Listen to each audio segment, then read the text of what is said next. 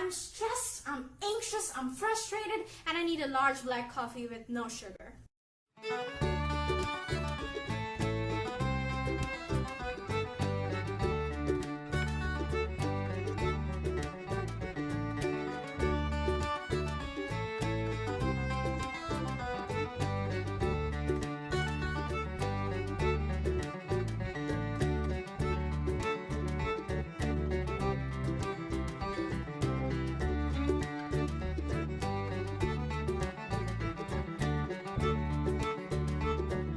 When I was in high school, there was a teacher who I hated.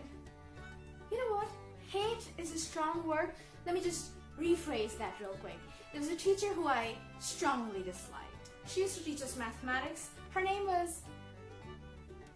You know what? I'm not gonna name any names, but her name was suspiciously close to banana. So for the rest of the video, for easy understanding, I'm just gonna call her Banana. And the reason I'm telling you about her is because she is the main character in my most recurrent nightmare. She's the star of my stress dreams. Let me tell you about the incident. It's 2013. I'm in class 7. It's the last day of my final exams. I have a maths paper.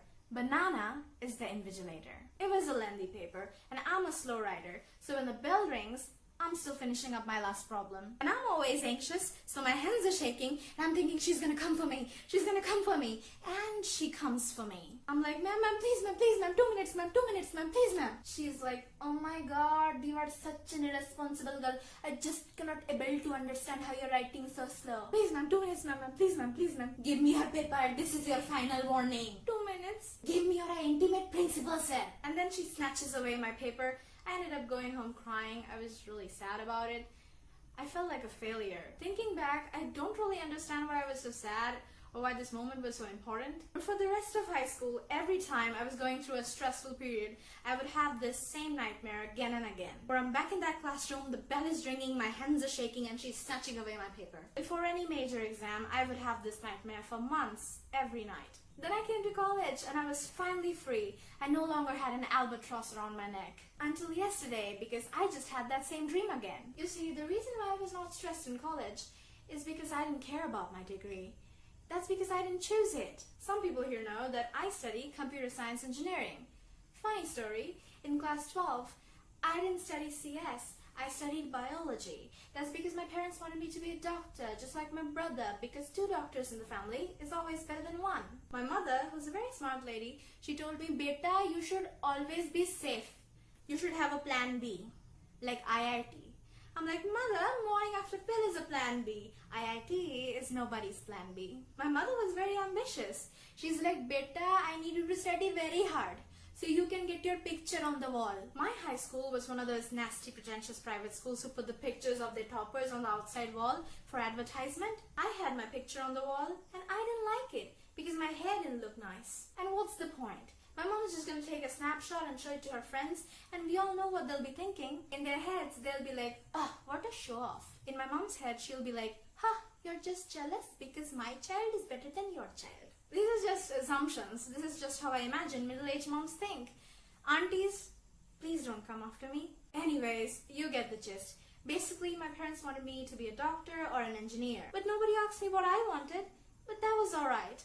Because I am very generous with my opinions. I like to give them even when nobody's asking for mine. I wanted to study English literature, so I told my parents. They were shocked. They were baffled. They were terrified of what I had become. I don't know why they were so surprised, because since I was a kid, I wanted to be a writer. I wanted to move to the mountains, live near Ruskin Bond's house, stalk him on my free time.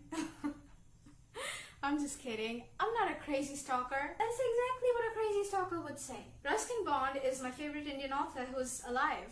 I hope to meet him someday, possibly while he's alive. My favorite author, Bibhutibhushan Bandyopadhyay, has been dead for over 70 years now, so I can't meet him in person. Anyways, I told my parents I wanted to study English literature, and they were like, you want to study arts? You want to waste your money and become a burden on society? You know who study arts?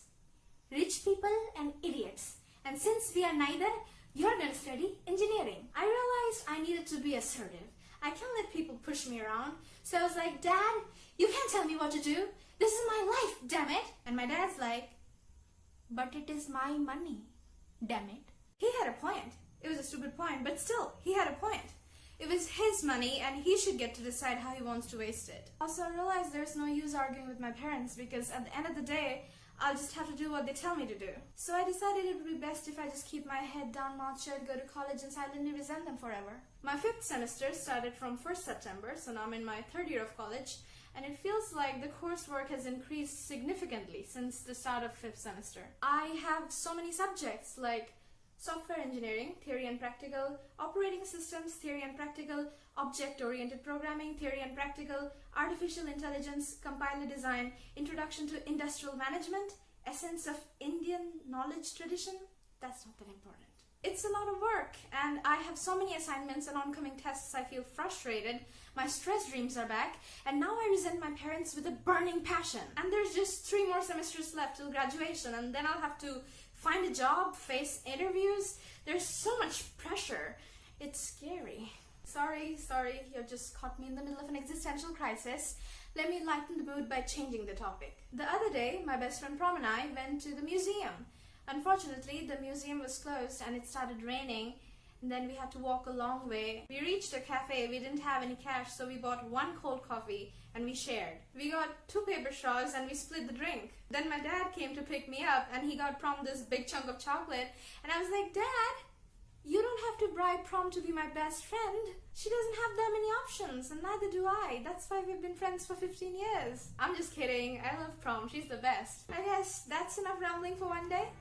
I hope to see you again next week. I'll probably post on Friday. Bye, love!